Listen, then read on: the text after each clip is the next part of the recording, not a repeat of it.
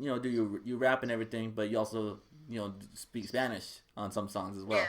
So like how was it even like getting used to like rhyming in Spanish and then flipping it into English at the same time? I think it wasn't really too much of an issue at all because I speak Spanish is my first language, and I grew up hearing, just the way that all my tios joked around with each other, my tias, my grandma, different sayings, that are kind of, I don't want to say typical, but traditional of, Mexican or even in Jalisco, every different state has, different sayings and different, what is like calo and, albur and all that stuff. So, it really, I don't think I had too much of an issue. And then also coming here and learning English, I learned English from my cousins that, grew up on LA culture. So I was kind of plugged in the right place, right time to learn how to express myself. And I think because whatever I do right, I really try to dig deep, even if it's a fun song, even if it's nothing too serious or too conscious, I really do my best to be sincere, to speak from a sincere place. And I think when you kind of have that approach, the words come to you a little bit easier because you're being truthful. So. Yeah, I mean, so you're from Jalisco?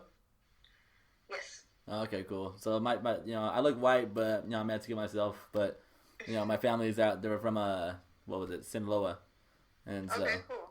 I don't know my Mexican geography like that, so I'm not even gonna try to attempt that. But so like, how was it even transitioning just from like as a child, being embraced into all this stuff right here, while embracing this stuff. Sorry about that. Yeah, it's really, I think that's almost like that chameleon medicine. You have to be. You have to be able to adapt to change easy, and that word is code switch, right? You gotta be able to kind of, be sharp with it. And I think because of the fact that I transitioned kind of like a young age, 10 years old, and I didn't really see, when you're a child, you really don't have too many barriers or, maybe too many traumas. So I was just kind of able to pick everything up. And I was able to see, okay, they behave like this in this group of with this side of my family, and they behave a little bit different, with this group of friends and at school. And just really paying attention, I'm pretty observant, even now as an adult. Like if I'm at a, party event or whatever, I like to kind of, roll up and just kind of, chill a little bit, maybe have a little drink and, check out the vibe. And, then I'm like, all right, is this kind of vibe? All right, and I think just kind of being observant and mellow, really mellow and allowing for, the vibe to come naturally. I think that has, been helpful in dealing with all the aspects, all the different cultures, right? Yeah. From this side and that side. Is that like kind of like similar to your writing process when it comes to writing music? Yeah, definitely. Okay. Definitely. Do you have like your own like rituals you do like right beforehand? Like some people like the ritual will be like maybe smoking or like they just write whenever they feel like like just different type of rituals.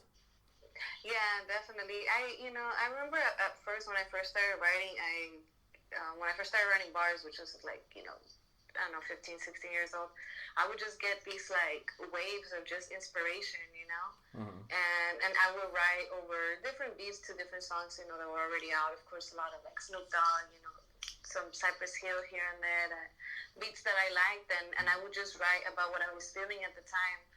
And that was kind of my practice, but it was just like a sporadic wave of inspiration, and I would just write. And then I think as I grew up, those waves kind of they don't come as easy anymore, and now I do have a little bit of a ritual where I have to if I know I have a song, somebody gave me a beat or something, that I know I have to work on.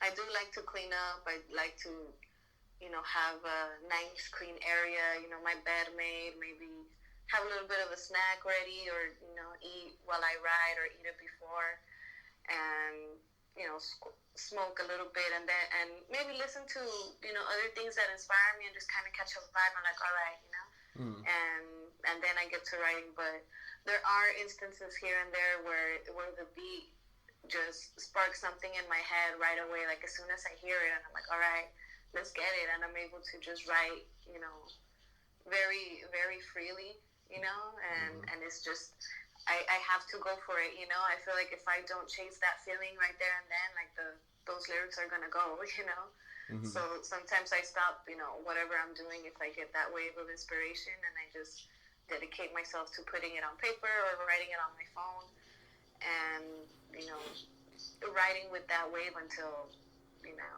it dissolves. Settles, yeah. Yeah.